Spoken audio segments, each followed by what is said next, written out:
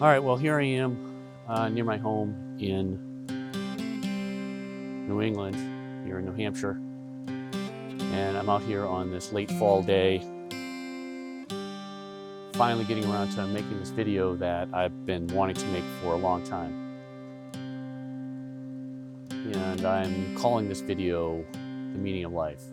I've just turned 60. I'm cutting my hours back at work. I'm taking this time to kind of look back on my life and sum up things and try to put together my thoughts about how I arrived where I am and how I got here in my mental state. So, the journey in my mind was largely about my search for the meaning of life. And, I think for my whole life, I've been very interested in, why we're here. What is this all about? And trying to make sense of it. What was religion? Why did I have to go to church? Why did we have to sing songs? And what was God? But it wasn't until my 20s that I really started a search, a methodical search for the meaning of life, because I kind of figured there's got to be something to this. And so it was sometime in my 20s, I was going to school at a maritime academy and was struggling a bit. And so that's when the journey started. So the investigation basically started in the library. I was basically thinking, well, the answer to this problem has got to be in books. And I started with science, and I investigated all the different avenues of science and what science said about why we're here on Earth and how life started and how we evolved. And I traveled that journey. Then there was religion, all different types of religion, Christianity and Buddhism, some of the native religions, and I thought the answer may be there. Then on to philosophy, psychology, and people using drug-induced states to heighten their awareness, to come in touch with reality and try to find the ultimate nature of reality. And somewhere in that, I thought I would find the meaning of life. And this search went on for years and years. And at the end of every kind of long investigation that I would take, I would always think, oh, I'm getting a little closer here. I'm getting closer, and maybe now I have it, and maybe this is it. And I would take the time after that to, stop reading, stop looking, and just to go out in the world and live and to apply what I had learned into my life. I'd integrate all these thoughts and ideas, and I think Buddhism had probably one of the biggest effects on me. And it really did change me. It really changed me the way I looked at the world, the way I thought about the world. But in the end, it did not provide me with the answer that I was looking for. It didn't quite give me that one succinct thing that I could call, well, this is it. This is what it's all about. This is what the meaning of life is. And at the end of every journey, I would always end up back at the same spot. And that was right back here in my own skin, in my own body, in my own life. And, I had changed to some degree, but it was always, all roads led back to me and to where I was, the man in the mirror, so to speak. And I was just looking back on myself saying, okay, I've done all these investigations and haven't really found the answer. And it wasn't until one day I had a realization. I was actually in my kitchen making dinner. I was actually chopping a red pepper. I remember the moment very clearly. I just got off the phone with my friend and we're discussing some of these things, and it just dawned on me that the meaning of life, in my quest for the meaning of life, boiled down to who's asking the question. I mean, who am I? Who am I to ask this question? What am I? When I say me or I, what do I mean by that? And that was kind of profound for me, because I needed to know who I was, or what I was, or what this being that I called myself was, before I could go on. And at that point, that started a whole nother journey for me. So, who am I? What is the self? And how do I define myself as an entity?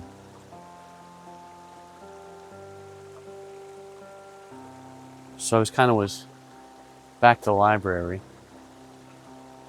and I read things about consciousness and ego and how the human mind works through conceptualizing things.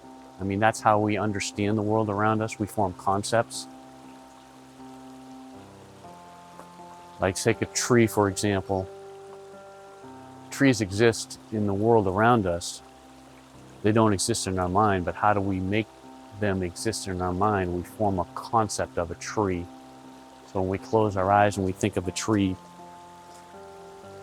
it's not any one tree, it's a combination of all the trees that we've seen, in a sense. And it's an image or a reproduction of that tree in the mind. And the self is no different. We create an idea of who we are. And that's formed over the years through experience and interactions with the world. A lot of it is formed when we're young. Many people experience psychological trauma in their younger years. I certainly did in my growing up in my household. And that stays with you throughout your life. And that's part of how you deal with the world, but how you define yourself in the world. And so this idea of self and consciousness and concepts kind of eventually worked its way through, and trying to just figure out who I was. And it's a tough question, and I don't think there's one answer. The Buddhists will say the ego is the source of all of human suffering, and that we need to eliminate the ego, and that the self, when the self formed and the ego formed, that made us separate from the world around us. We were now no longer part of the world. There was self and there was other. And that idea of us being separate from others and separate from the world is a source of human suffering. And as far as the Buddhists are concerned, that should be eliminated. But I have not necessarily found that to be the truth. I think suffering is certainly a part of life, and an inevitable part of life. But in the end, we still have an ego that goes through the world. We have a self that acts in a certain way to provide us with jobs and become a member of society. Anyhow, this in the end didn't really help me to answer the question what the meaning of life is, but it did create actually more of an ambiguity about, why am I even asking this question, and what is it about, and what's the best way to live my life, really. The next big step on my journey came while I was working. I work in the medical field, and I work for a trauma department, and we deal with all kinds of emergencies and traumatic events, people that have had car accidents, falls, sometimes even shootings and stabbings, and sometimes self-harm. And it's a very crazy job, and it can be very busy. And there was one day I was working, and it was a 24-hour shift, meaning that I went into the hospital at 7 o'clock in the morning and didn't leave again until 7 o'clock the following morning. And it was literally one of the most insane shifts of my life. I mean, I saw everything, life and death and trauma, and you just go from one thing to the next, and it's just complete chaos. It seems that way, and you're just trying to struggle to get your job done and do what you need to do to take care of people. And anyhow, after this night, I was just exhausted. I had blood on me, and it was finally over. And I just remember I had this experience. I was walking out of the hospital, and the sun was rising. And I had realized I went into the hospital when the sun was rising, and I'd been in there for 24 hours. I mean, the earth had done one complete revolution. And it just hit me, as I looked into the sun, that there cannot be any meaning to this. There was no meaning that I could apply or make up in my mind to explain the experience I just had. And that just expanded to life in general. I mean, life is a lot of chaos and things happening that are unexplained and for seemingly no reason, and really are unexplainable. And it just dawned on me at that moment that, there is no meaning to life. You cannot come up with a definition to describe life. It's too multifaceted, too chaotic. There's just too much to it to boil it down to what I would say is, the meaning of life. I mean, I remember laughing and thinking how ridiculous I had been all these years, 30 years of searching for something that didn't even exist. And it was unbelievable. It was like this massive weight got lifted off my shoulders, because I didn't have to do this anymore. I didn't have to search anymore. This journey that I've been on for over 30 years was over. It was done. I didn't have to do this anymore. And if there was no meaning, then I could stop. I just lived in a chaotic world. And that's just what it was. That's what life was. It was everything. All of it. Every experience. That's what life was. And there was no way I was going to put a simple meaning to that. I mean, what was it going to be? A mathematical formula? A philosophy? Um, it was never going to be a simple meaning. And I was just high. I was just riding on a high for days after that, just with such relief. But there was clouds on the horizon, because if there was no meaning to life, then what?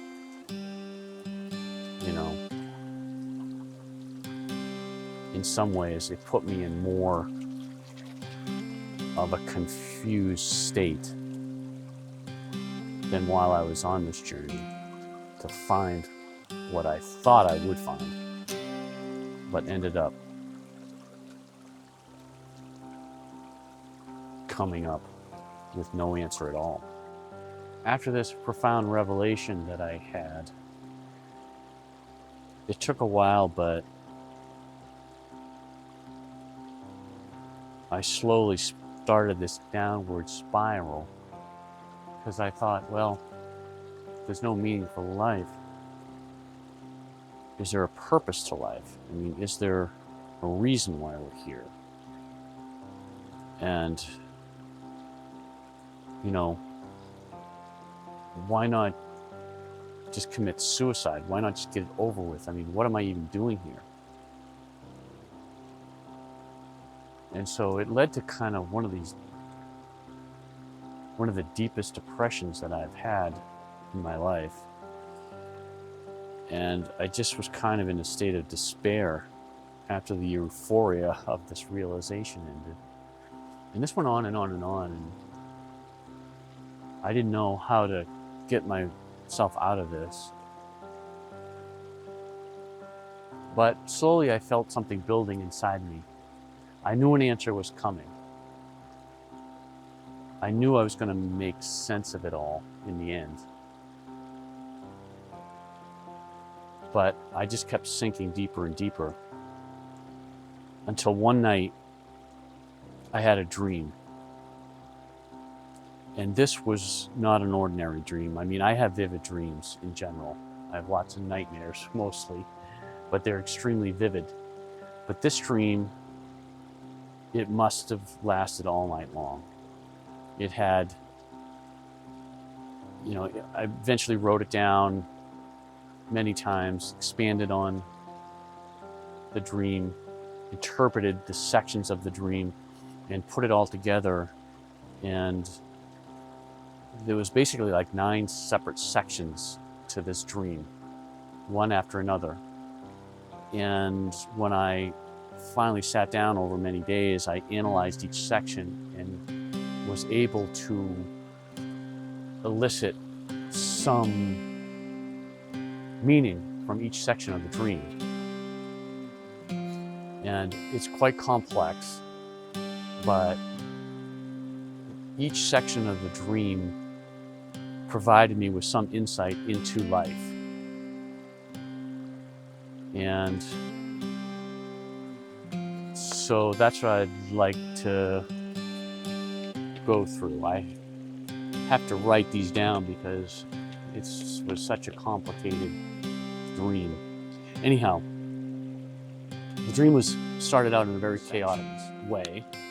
And essentially the first part of the dream was about surviving in chaos. The world is a chaotic place. And if you think about it, we're sitting on this little planet spinning out in the middle of space with a very thin atmosphere. I mean, if that isn't enough chaos, we live in a world of violence, and we drive cars, and there's people getting injured and dying all around us, and it's a chaotic place. But yet in the middle of it, we find a way to survive. The next part of the dream was a positive thing. It was about my work and about achievements that I've had. And essentially, it was about feeling good about your achievements and feeling good about doing good in the world. Because it's something we can do. We can do good in the world. Occasionally we will get recognized for that. The other part of the dream, I was lost. I was lost without any way of knowing how to get out of where I was. And, part of life is like that. You do feel lost because there's nobody to tell you which way to go and what to do and how to live. There's no signposts. So we do live in a state where we kind of are always lost and always looking for a direction, a way to go. And, I've always found that, and I've used my intuition to guide me, and that's been quite helpful. But to know that it's normal to be lost, and that's part of the journey. The next part of the dream was about good and evil, and it involved these dogs that came and were trying to attack me. But in the end, someone came along and saved me. And that part of the dream to me symbolized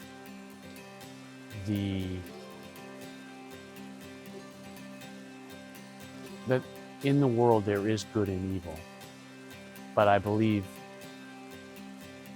that that ultimately good does prevail over evil. And that's kind of what happened in my dream, and it is truly what I believe that I've experienced in life, at least. There's also this section where, again, a bit of chaos, but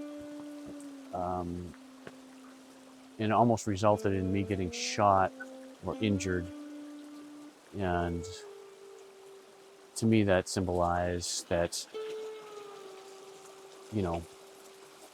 unexpected things can happen to you that can come out of nowhere. I see it in the medical field. People get sick or injured. It's completely unexpected. Comes out of nowhere. And these are some of the things that we have to deal with in life, just unexpected events.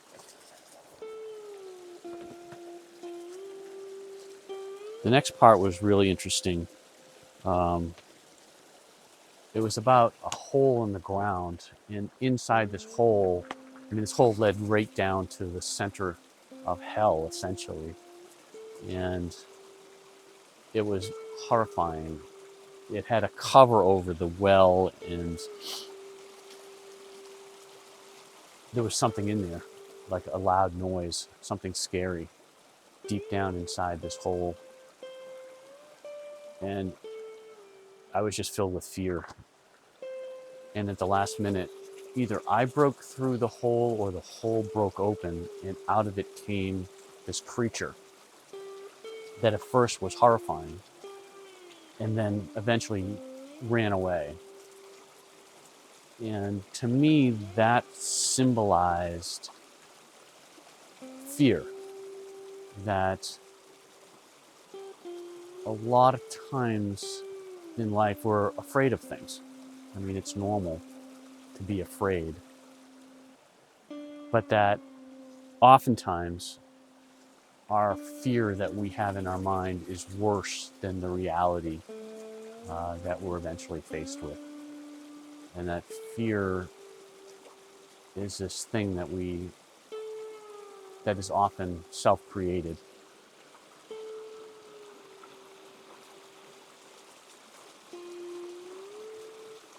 And when things work themselves out, we realize in the end that things weren't quite as scary as we thought they might have been. The next section actually was about my wife. And, I was very resistant to forming a long-term relationship or getting married with my wife because, I'd always feared commitment and responsibility. And to me, that meant if I got married, I'd have to all of a sudden be a very responsible individual and would lose some of my self-control, and that scared me. But this part of the dream took place in a pool. And the bottom line was that, my wife was the person that kind of broke through my fears and my concerns. And in the end, I had to allow myself to be vulnerable. And that's what this whole section symbolized, that in life it's okay to be vulnerable. And through your vulnerability, you can open up to others and form deeper relationships through vulnerability. And the final section of the dream was about punishment. I was being punished for something, and I was a little unclear of what it was, but in the end I had to pay a punishment for something that I had done.